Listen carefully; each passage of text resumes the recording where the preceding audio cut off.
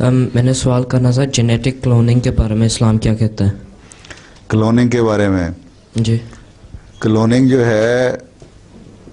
یہ ناجائز ہے ہیں، لیکن اللہ تعالیٰ نے یہ کہہ دیا تھا قرآن شریف میں کہ تو ایسا وقت آئے گا کہ سائنٹسٹ اتنی ترقی کریں گے کہ یہ کلوننگ ہوگی ضرور،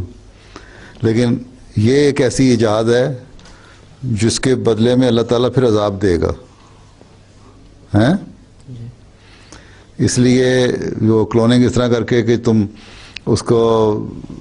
حلیہ بدل دو، دو مختلف جانوروں کو آپس میں کر کے ایک نئی چیز پیدا کر دو ہیں، اس چیز کو اس طرح کی کلوننگ اجازت نہیں ہے، یہ ناجائز ہے۔ اور اس کے بدلے میں کامیابی اگر ہو بھی جاتی ہے تو اللہ تعالیٰ کا یہ ہے کہ پھر عذاب بھی ملے گا، اس کا سزا بھی ملے گی، اور سزا جب یہ مخلوق کو بدلیں گے، شکلیں بدل کے لے آئیں گے، انسان کو گائے بنا دیں یا بکرا بنا دیں گے، تو پھر اس کے بدلے میں جو ایک فساد پیدا ہوگا